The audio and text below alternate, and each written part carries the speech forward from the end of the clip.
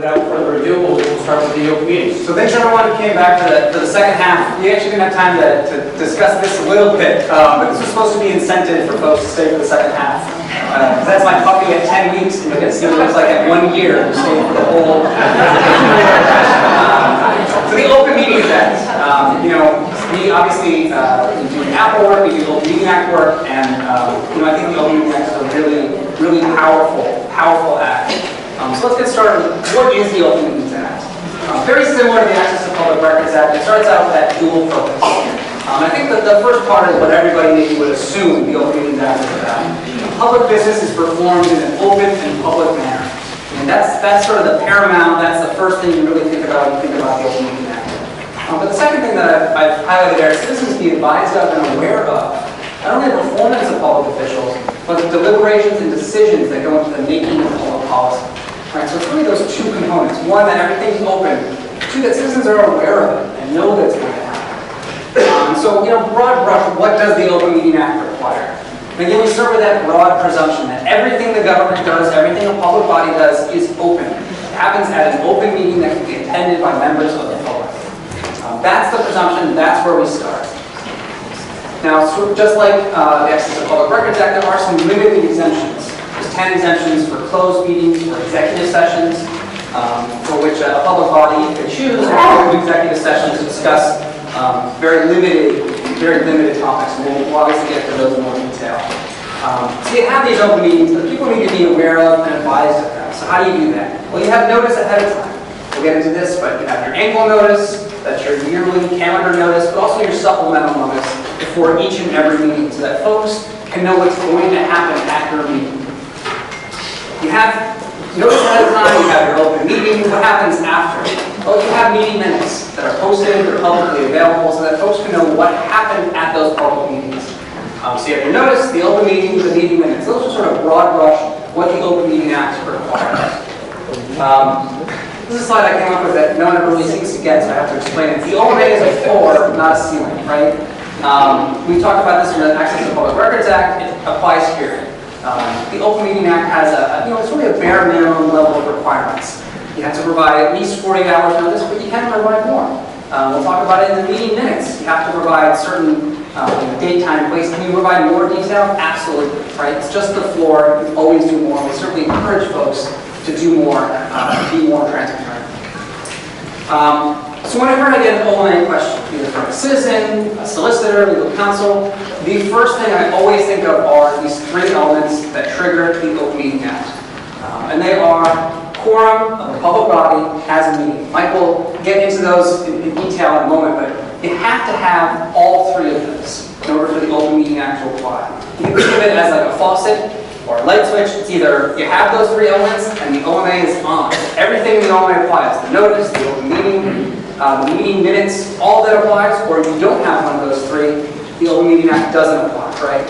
So if any one of those elements is missing, the OMA does not apply. You have to have all three. If someone says, I have an OMA question, the first thing I think of is there a quorum of a public body having a meeting? It's the first analysis you always have to do.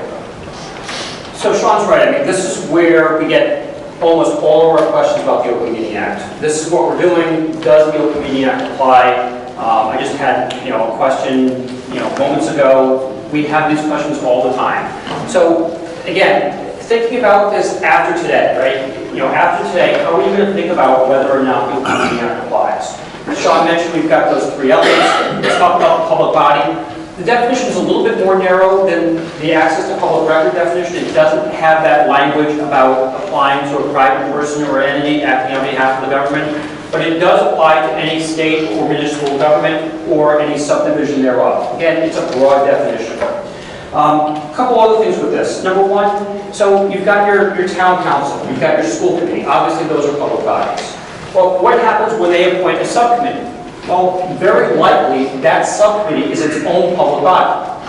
Okay? So not just thinking about it in terms of the parent company, but also whatever is being created by that parent company. You may have situations where you have a meeting by two different public bodies.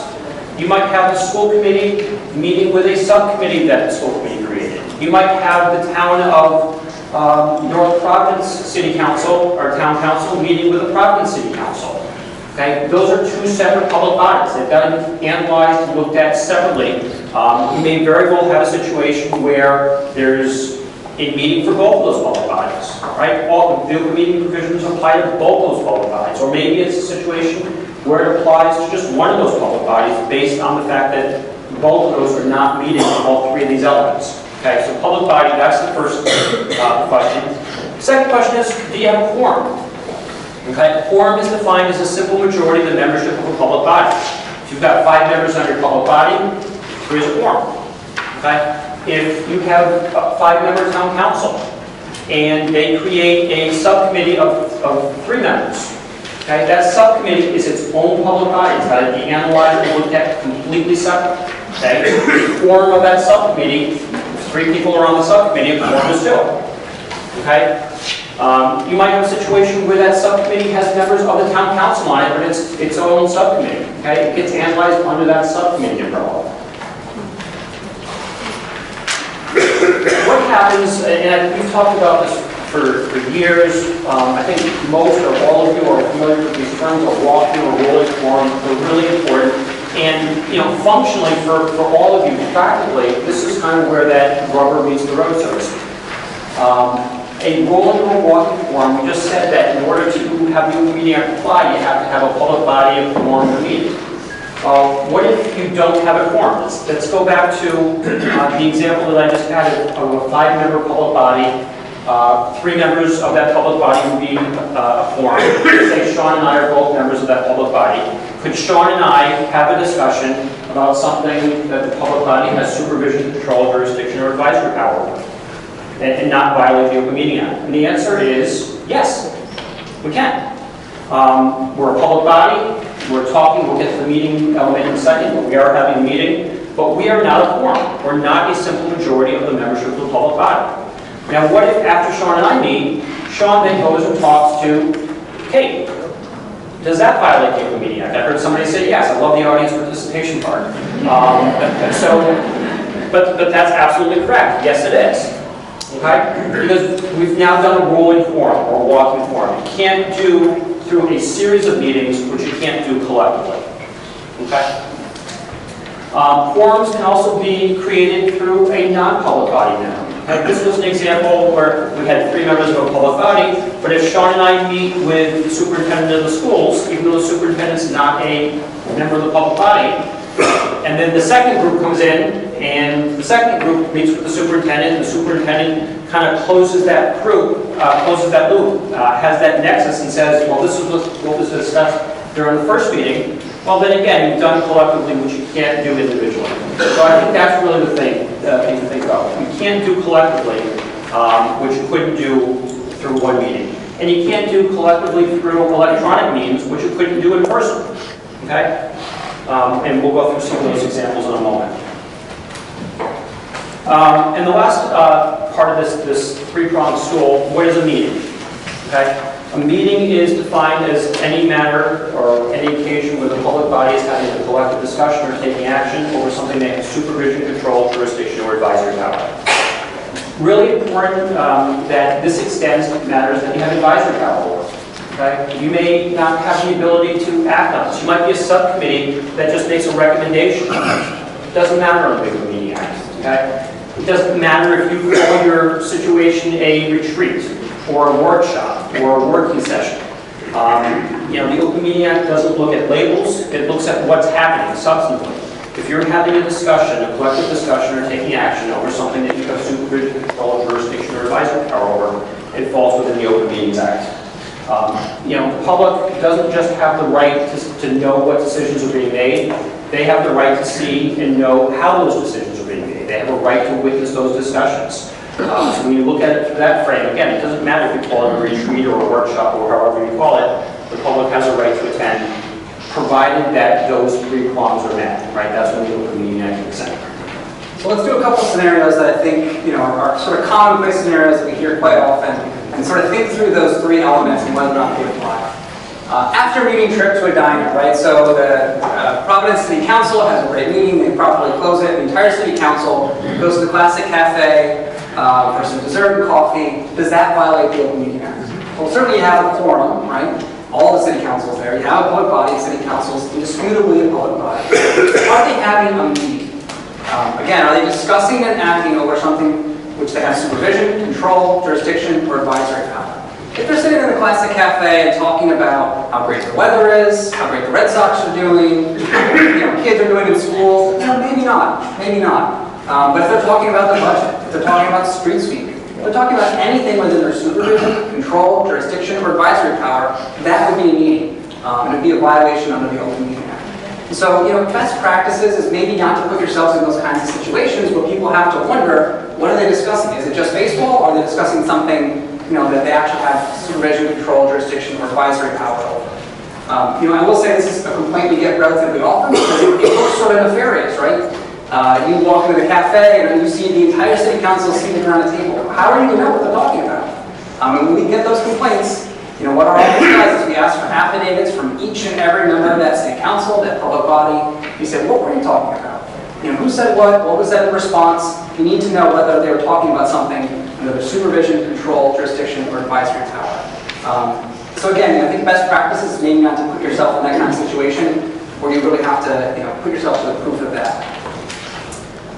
Next situation here. 2 members of the town council meet with 2 members of the school committee and they're just really thrilled about it, right?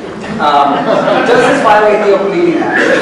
Well, let's assume that the town council has 5 members of quorums, 3, same thing for the school committee. You have less than a quorum of one public body meeting with less than a quorum of another. Does that violate the Open Meetings Act? No, right? You don't have a quorum, you do a public body by public body. No quorum of the town council, OMA doesn't apply. No quorum of the school committee, OMA does not apply. Google Documents. How many folks here are familiar with Google Docs? Oh, good, good. For those of you who aren't familiar, the basic idea is that it's an online Word document or Excel spreadsheet that can be edited by various folks at the same time in real time. And we get questions sometimes. I got a question a couple months ago where a public body wanted to put together a survey. And they said, well, we want to use this Google Doc to make the survey. That way we can all put our edits in at the same time. And that way, by the time the next meeting rolls around, we have this great survey that's done. Does that violate the Open Meetings Act? Potentially, yes, right? Something over which they have supervision, control, jurisdiction, or advisory power. It's not like a broken record, but that's what it is. You have a public body. The question is, do you have a quorum? Right? So if there's 5 members of that public body and just 2 of them are on that Google Doc, okay, maybe not a quorum. As soon as you have that third person logging onto that Google document, making edits, then you're really having that discussion outside of the public process. That's something that the public should be allowed to see. That's a violation of the Open Meetings Act. So really, if you're going to use Google documents, be very, very careful. It's very, very easy to get a rolling quorum in those situations where somebody else logs on, changes a comma, or makes an edit in some way. Just be really, really careful if you don't really choose to do that. I think it's really an area that's very ripe for an OMA violation. So a similar idea here with the reply all edits to a draft letter. The Google Docs is sort of the more 21st century version of it, but reply all edits, we see this problem really often, right? Something gets circulated to all members of the public body. If you're hitting reply all, your response is going to each and every other member of that public body. As soon as you have a quorum of people replying all, if it's something which you have supervision, control, jurisdiction, or advisory power over, you have a quorum, you're a public body, you're having a meeting. That really needs to be done in an open meeting itself. And so, again, really be careful there. I think we contemplated, doing a big red X over the reply all. I'm not going to say it's never appropriate, but certainly if you're a member of the public body and you want to reply all, really think twice about it, because rolling quorums are very, very easy to have happen when you're hitting reply all. So along with that, what does the Open Meeting Act say about email and telephone and using those in terms of furthering public business? And the Act is very, very clear, very explicit. Discussions of the public body via electronic communication are permitted only to schedule meetings. So sometimes we'll have questions, well, I'm out of town. Can I Skype it? No, you can't Skype it. Can I conference call into the meeting? No, if you want to participate in the meeting, you have to be physically present. That's what it means to have an open meeting, is to have members of the public body physically present at that meeting. Of course, like all good laws, there are a couple of minor exceptions that we note here. You may, if you're a member of the public body, you want to participate by telephone or electronic communication.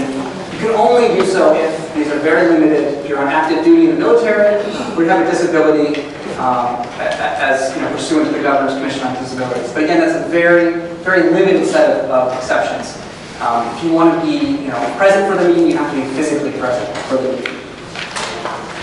So we said in the past, listservs do not violate the OMA. I just want you to sort of think about, in this context of what we've just been talking about, why would that be? Why is it that listservs do not necessarily violate the OMA? When you think about it, listservs traditionally are emails coming from one source to everybody, and there's only that one way of communication, right? As soon as you have somebody replying all, and then you have other people joining in a rolling quorum, that may be a different scenario. But if you have that listserv where it's just going to the members of the public body, you don't really have that discussion, that collective discussion that would trigger a meeting under the OMA. So that's sort of why we say that. But I want to make that distinction just so you're aware of it.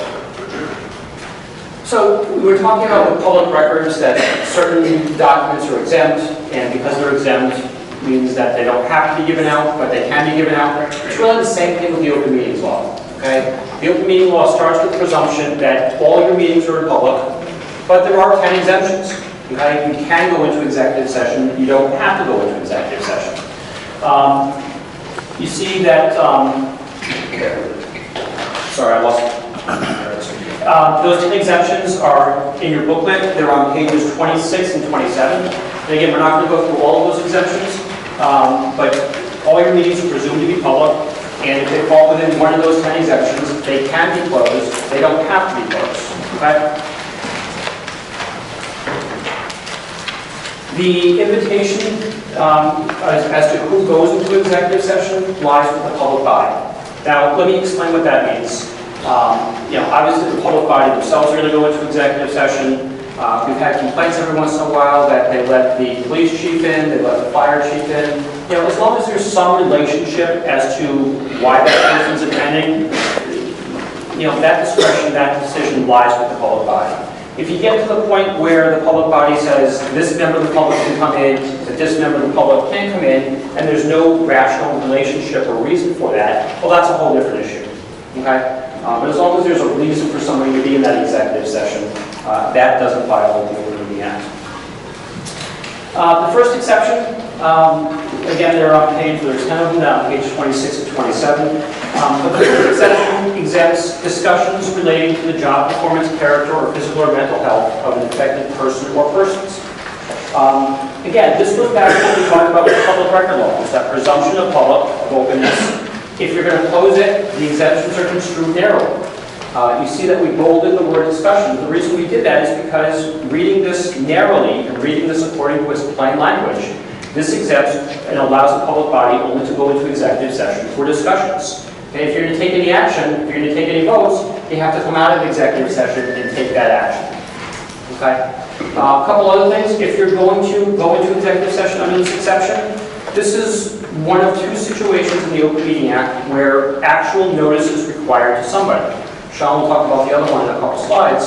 But you have to give advance written notice to that person, that affected person, that they're going to be discussed in executive session, and that they will have the right to have what's being planned as an executive session, have it in open session.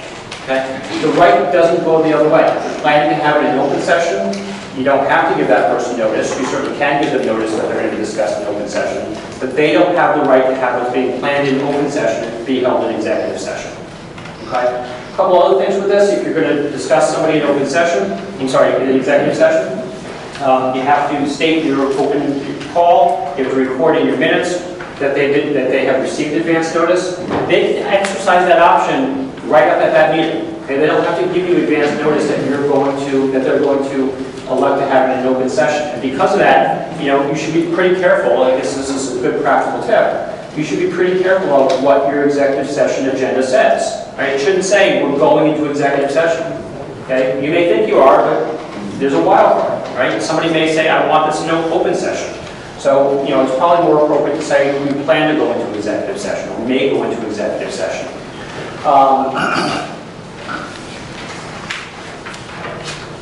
The other part of this, you see that we've highlighted and underlined person and persons. This is a really important point.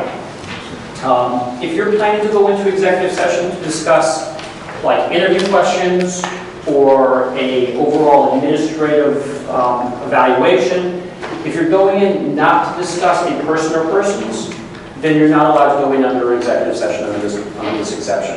Okay? We've had complaints where we say, okay, tell us who you were talking about in executive session, who got notice, and the reply sometimes may be, well, we weren't talking about a person. Because we weren't talking about a specific person, we didn't give them notice. We didn't have to. Well, if you weren't giving a person or person's notice, then this provision doesn't apply. You shouldn't have been going in under executive session. So if you're not giving notice to somebody, that should be a highlight to you right there that you shouldn't be going under executive session under this exception. So A2, sessions or work sessions pertaining to collective bargaining or litigation. I think this one's a little bit intuitive. I think people understand that there's some sensitive discussions around collective bargaining, around litigation, so that would be really prejudicial to have in open session. But again, as Mike said, just because you can go into executive session doesn't mean you have to. Right? You can elect to do so. And just so you're aware, potentially anything could relate to litigation. Our office in the past has said that it has to relate to reasonably anticipated litigation. You have to be able to pinpoint something in particular. That way, the exception would swallow the general rule that everything has to be open. A4, investigative proceedings regarding allegations of civil or criminal misconduct. Again, there's sort of an understanding that some of these discussions might, be better had in executive session. Consistent with what Mike has said, what the Supreme Court has said, these exemptions, these executive session provisions are construed narrowly. If you're just going to have a discussion about allegations of civil or criminal misconduct, this does not apply, right? This applies only to investigative proceedings. To make sure, if you're going to use this exception, that you're doing so, properly. As Mike mentioned, there's only one other provision in the Open Meeting Act where you have to provide particular notice to an affected individual, and that's this one. School committees are treated a little bit differently under the Open Meeting Act. We'll specify exactly where they're treated differently. This is an executive session exemption that applies really just to that. And it's it's sort of modeled on, it's very similar to A1 that Mike was talking about earlier. These are for sessions to conduct student disciplinary hearings or review other matters related to the privacy of students. And again, you have to do advance written notice. The discussion may take place in open session. You have to state an open call and open minutes that the notice was provided. One, that's a legal requirement, but also I think it's a chance to sort of do a second thought. Okay, is this really an appropriate time to be going into executive? Does this really properly fit under this executive session exemption? So aside from those two instances where we have to give actual notice to a person or persons, the Open Meeting Act requires generally just public notice. Okay, public notice is what's required. And there's two types of notices under the Open Meeting Act. There's the annual notice, the regular notice. At the beginning of every calendar year, in January, you have to post notice of your regularly scheduled meetings. And if you have meetings the first of every month, the first and 15th of every month, your regular notice has to be posted, indicating so at the beginning of each calendar year. And then the second type of notice is what's called supplemental notice, or your supplemental special meeting notice. This is going to be posted for every meeting, okay? Whether it's a regular meeting or a supplemental meeting, you're always going to post notice at least 48 hours before a meeting. Okay? And again, this goes back to the theme about what we've been talking about, right? Certainly you can provide more notice, but at least 48 hours is notice is required under the Open Meeting Act. It now excludes weekends and holidays. Okay? That had been a little ambiguous, and the General Assembly made it very clear a couple years ago. So, what does that now mean? So if you're having a meeting on Monday at 6 p.m., when do you have to post that notice by? No. Thursday. It's a good thing we're having this.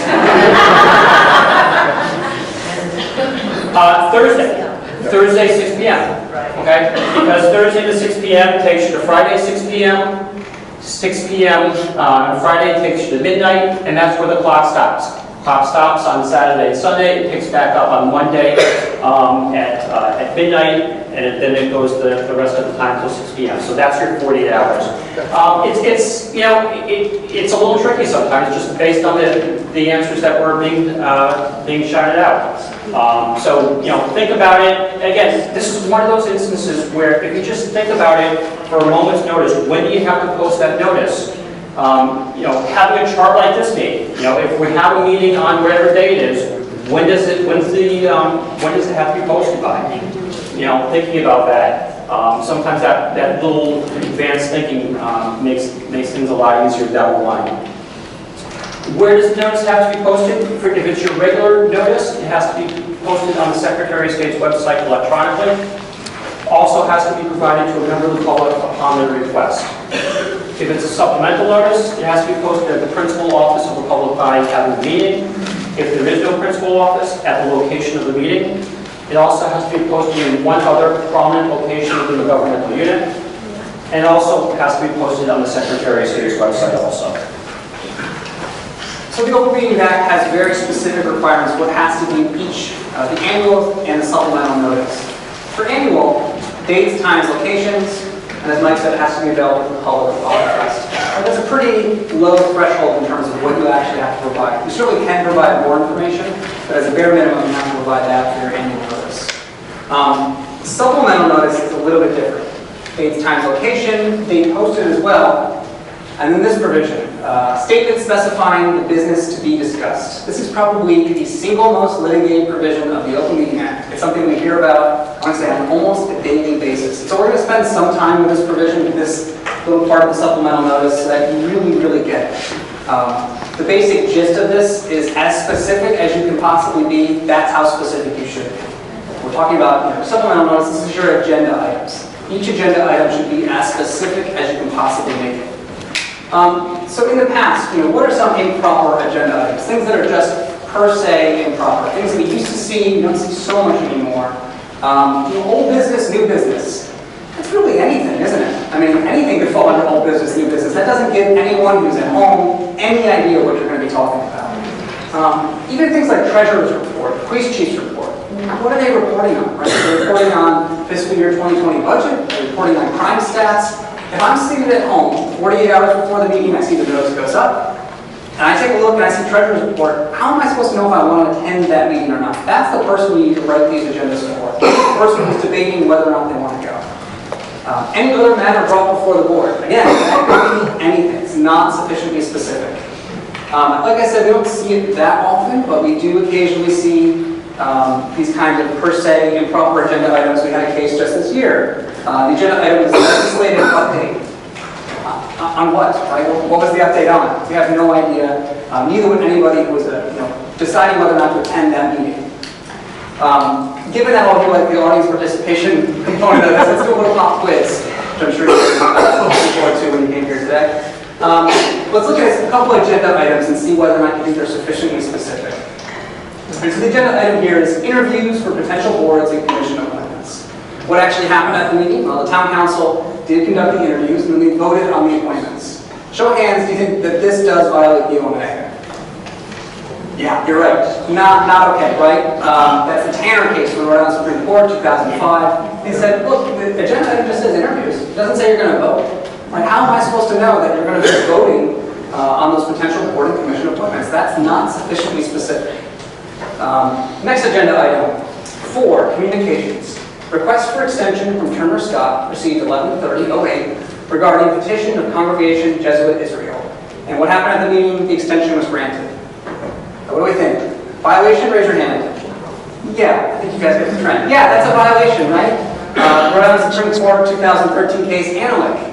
They said, I mean, to be quite frank, I've read that case a couple times. I don't know what that agenda item really means, right? What is the petition of Congregation Jesuit Israel? What was the extension for? What are we really talking about here? There's not sufficient notice. And then the third and final, 7B, approval of rides executive pay plan and organization's chart, enclosure 7B. What actually happened? Well, they discussed multiple pay plans. And the enclosure was not actually provided on the Secretary of State's website. Raise your hand, is this a violation? Yes, you're caught on. All right, good. No, it's not sufficiently specific. This is the Montreal case just from a couple years ago, again, by the Rhode Island Supreme Court. And they really split hairs here. They said, look, the agenda item says pay plan singular. We discussed multiple pay plans. It also said that there was going to be an enclosure, and there wasn't an enclosure. That's not sufficiently specific. The reason that we sort of belabor this point, I think, is one we hear about it a lot. It comes up a lot. But two, the Rhode Island Supreme Court has weighed in on this exact provision 3 times in the last 15 years. And each and every time they said, no, not specific enough, not specific enough, not specific enough. So if you call me and say, I have an agenda item and I'm wondering if it's specific enough, my answer is always going to be as specific as you possibly can be. Because, I think the trend really is, your agenda item has to be dead on in terms of what you're actually discussing at the meeting. So, something I want you to be aware of, I think it's good governance to have these agenda items be sufficiently specific so that people know what's going to be discussed. Be as specific as you possibly can be, and hopefully you won't run into any problems down the road. So Sean's rule about being as specific as possible applies also to executive session notices. Okay? It's a little bit trickier because it's an executive session. The public may very well not have the right to attend the executive session, but they do have the right to know what's being discussed in the executive session. So again, make sure that you do that. Identify each and every executive session matter that you're going to be discussing. Okay? Again, I'm not sure that this is as prominent an issue as it was many years ago, but at least many years ago, we would see on agenda items that the public body would go into executive session and discuss one item, and then when we would look at the executive session minutes, which were of course sealed, but as reviewing them as part of a complaint process at the Attorney General's office, we would realize that multiple matters were being discussed in the executive session. Again, the public may not have that right to be there, but they do have the right to know what's being discussed in the executive session. And you see kind of here as an example, we've listed 4 different matters. It's kind of hard to know because we're not giving any facts whether this is specific or not. But I'll go back to Sean's guideline. Be as specific as possible. You see the last item, we've indicated exactly what the litigation is, what the docket number is, what the parties are. And it may be appropriate to be even more specific. If there was a public court hearing the prior week, maybe your agenda item is going to be update based on court hearing. Okay. And we all understand that that's going to be a little fact specific, but make sure that there's a separate item for each executive session that's being discussed. So, if you go back to one of the first things I said this morning, all public bodies are treated the same. This is one of those exceptions. Okay, this is all public bodies are treated the same, except for school committees, which are treated differently. The Open Meeting Act allows all public bodies, except for a school committee, to amend their agenda. Okay? It allows a school committee to amend the agenda, but it doesn't allow a school committee to amend the agenda less than 48 hours before the meeting, because you're posting notice no later than 48 hours before a meeting. It's effectively a legal nullity, basically, that school committees cannot amend or won't amend their agendas. But all other public bodies can amend the agenda right at the meeting.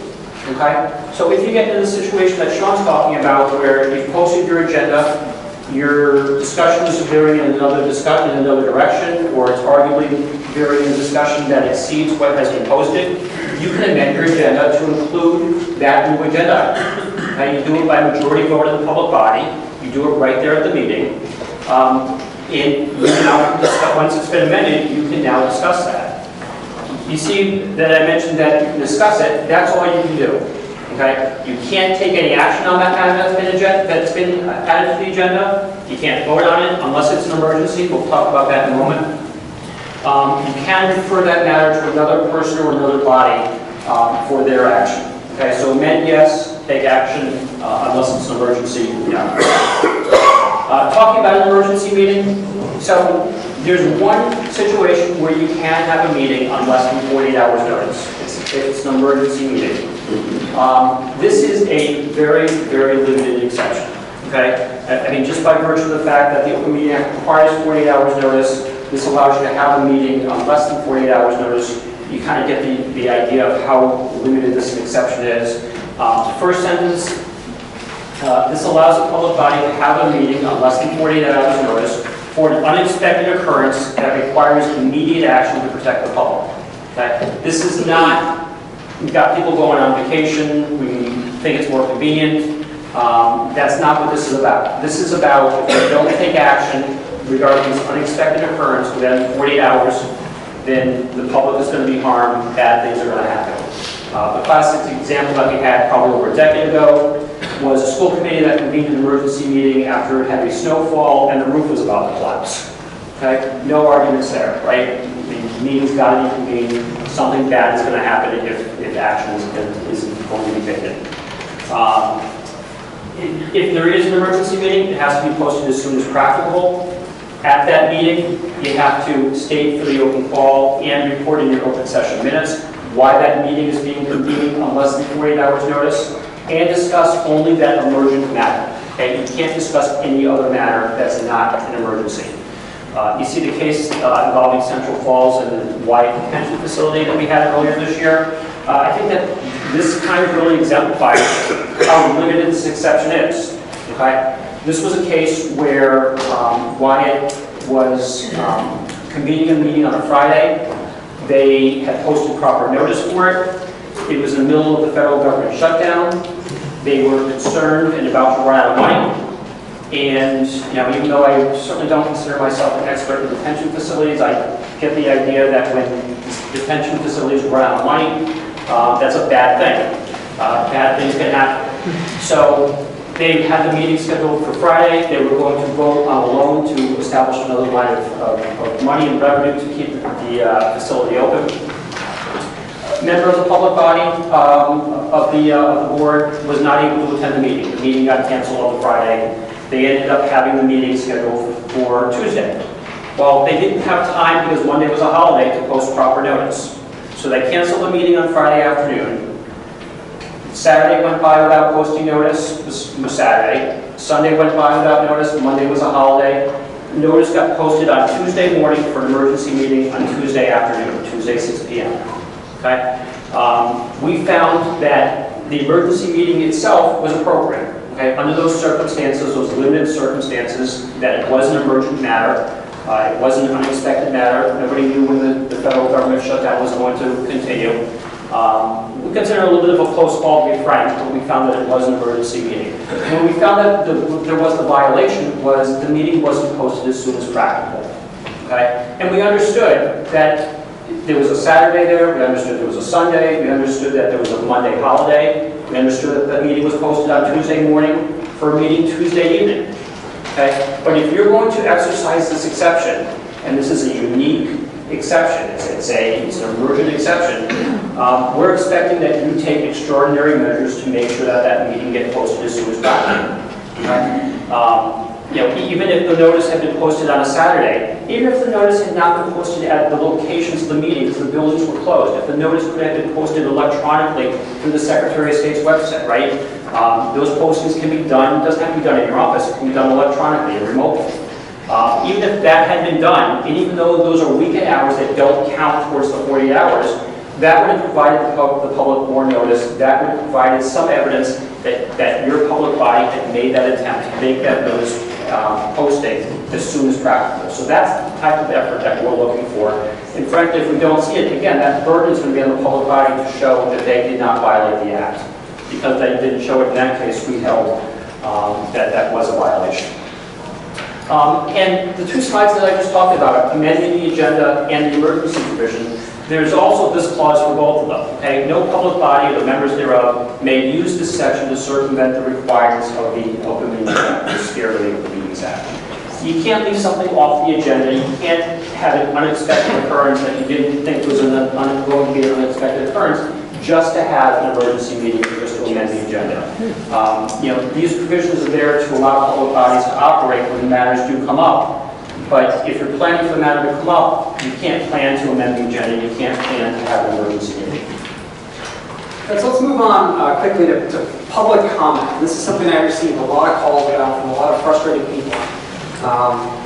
Let's take a look at what the law itself says. And this is another example that the Open Meeting Act is a for, not a ceiling. Right? There's actually no requirement. I think sometimes people are a little surprised to realize this. There's no requirement for any sort of open forum session. And if a public body does have an open forum session, they're allowed to limit comment on any topic. Usually that means they're limited to 3 minutes per person, 5 minutes per person, what have you. Again, this is the floor, not the ceiling. We certainly encourage, and I think members of the public certainly expect that they have the opportunity to voice what they want to voice during an open session forum. And so we certainly encourage all public bodies to have public comment. I think it's a really valuable way to interact with constituents. I think it's a really great way to sort of address some of those grievances before they turn into complaints in our office. Certainly the number of calls I get about I wasn't allowed to speak in public comment. I mean, I think we want to do away with that. We want to have much fewer of those kinds of phone calls. But certainly in terms of what the law actually requires, there's no requirement to have an open forum session. For those who do have a public comment session and you're not for the school committees, we'll talk about them in the next slide. What happens if someone initiates something in the public comment that wasn't on the agenda? What do you do then? Well, I think the Act, General Assembly sort of foresaw that possibility. And they allow you to respond to comments initiated by a member of the public during that properly noticed open forum. You have your open forum, someone comes in and says, hey, no one's talked about the budget for next year. Well, just because it's not on the agenda doesn't mean you can't talk about it. As long as it's initiated properly by somebody, a member of the public. Obviously, you don't want to see situations where you use this to get around putting something on the agenda. We don't want to see, a town councilor's friend or buddy bringing up something during public comment to get around putting it on the agenda. But this does allow public body members to respond, without the Open Meeting Act. Like I said, school committees are a little bit different, and they're really only different in that it has to be submitted in writing. So if you're a school committee and you're doing public comment, this provision applies to you. Right, meeting minutes. So you've had your notice, you've had your meeting, you properly convened to executive session, you closed your meeting, all is good and well. What happens next? Well, remember, people need to be aware of and advised of what has happened at those meetings. And that's what meeting minutes come into play. Posted after the meeting, they describe what happened at that meeting, so people can understand what their government is doing. And again, this is another example where the Open Meeting Act, in terms of what it requires, it's a pretty easy threshold to meet. Just the date, time, place, the members who are absent, present, a record of the votes, and any other relevant information that someone on the public body requests to have on. Can you have more? Absolutely. We absolutely encourage you to put more into your meeting minutes. But again, this is an example where it's just a floor. This is just a bare minimum that the Open Meeting Act requires. So you have your minutes. How do we go about disclosing them? And this is an area where I think a lot of public bodies trip up, and so please be mindful that this is an easy area to trip up in, and it's very easy to prove these kinds of violations. There's two kinds of minutes. There's unofficial or unapproved minutes, and approved or official minutes, and they're treated differently under the law. Unofficial minutes have to be available at the public office of the public body 35 days of the meeting, or at the next regularly scheduled meeting, whichever is earlier. We say all this because fire entities, if you're a fire entity out there, you're treated a little bit differently, a little bit different time frame of 21 days, 7 days before the next meeting, whichever is earlier. So it has to be available, those unofficial minutes that were taken 35 days of the meeting or at the next regularly scheduled meeting, available upon request.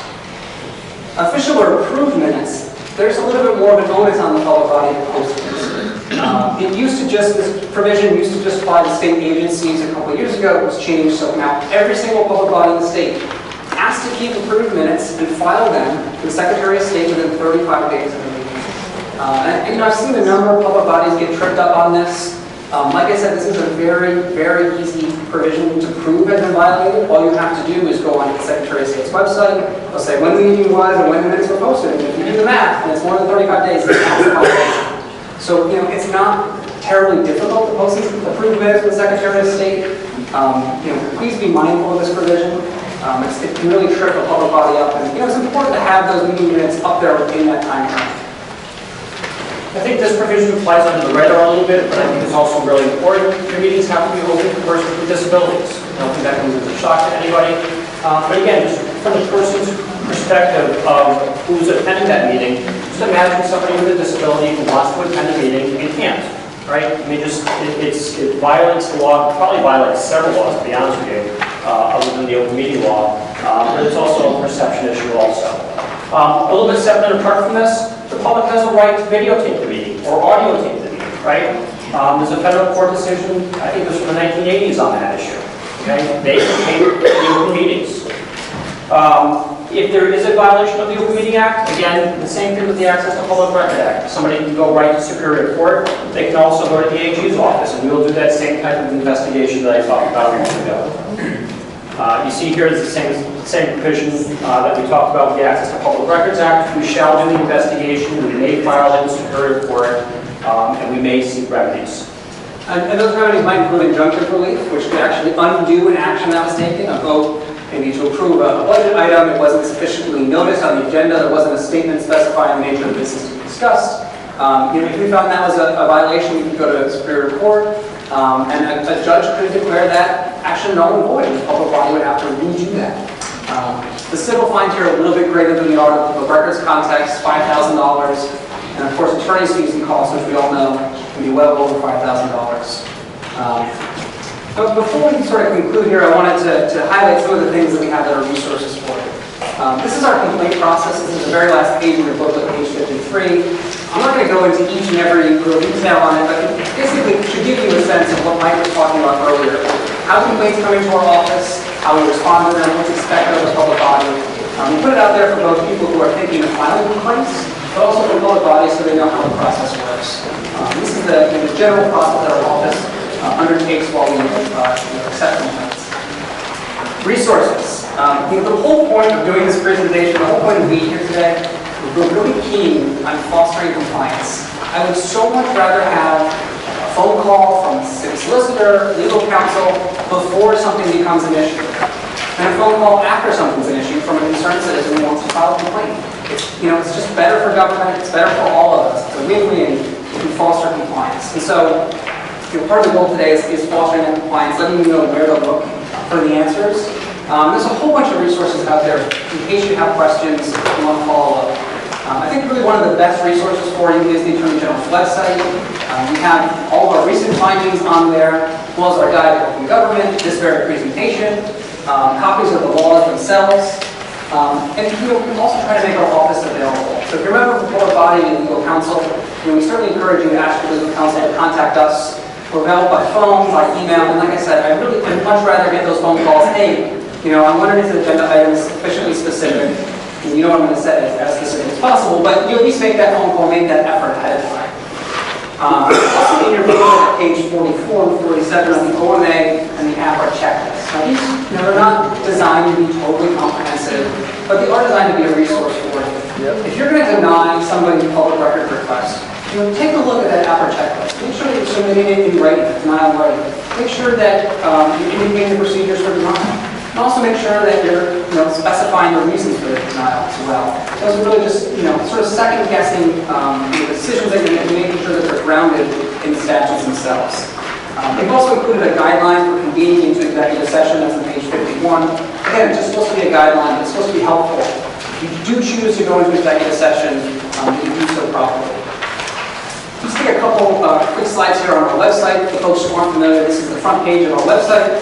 As you can see in the bottom right-hand corner here, Access to Public Records Act, Public Meetings Act, that's where this information is housed. If you click on that, this comes up, has all the information I was just talking about. Again, it's supposed to be a resource for you to be able to answer those questions that you have, to foster compliance with the laws before there's a problem. So with that, we made it to the end. I'm only 1 year old. We will take some questions.